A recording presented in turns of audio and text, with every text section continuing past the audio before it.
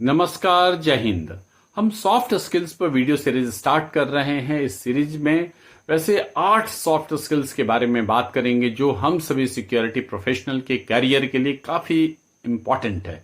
फिलहाल इस वीडियो में बात करेंगे एक्टिव लिसनिंग या ध्यान से सुनने के बारे में। अक्सर ऐसा देखा गया है कि सिक्योरिटी ऑफिसर या सुपरवाइजर टीम को सिर्फ ड्यूटी चढ़ने से पहले ब्रीफ करते हैं, पर कई गार्ड ध्यान से सुनते नहीं। उनका ध्यान इधर उधर रहता है। कोई जरूरी टास्क के बारे में ब्रीफ किया जा रहा है पर ध्यान से नहीं सुनते। इसके कारण जरूरी इंस्ट्रक्शंस समझ नहीं पाते। ऐसे में ड्यूटी सही तरीके से हो नहीं पाती।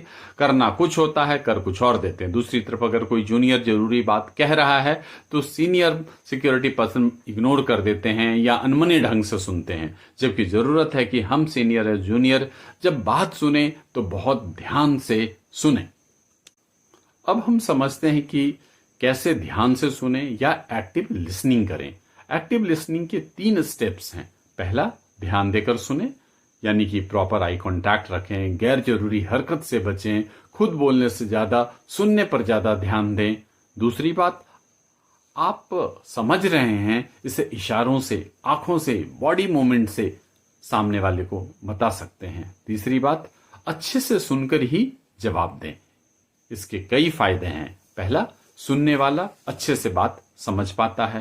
दूसरा, बोलने वाले का आप पर भरोसा होता है। उसे लगता है कि उसकी बात ध्यान से सुनी जा रही है। ऐसे में बोलने वाले और सुनने वाले के बीच भरोसे का माहौल बनता है। इससे दोनों के बीच आपसी संबंध सुधरता है। तीसरी बात, सुनने वाला बात अच्छे से समझ लेता है। ऐसे में कम्युनिकेशन गैप नहीं रहता है और जो भी इंस्ट्रक्शंस होते हैं उनका सही तरीके से पालन होता है। और सिक्योरिटी के लिए बहुत जरूरी है कि आपस में कोई गैप नहीं हो।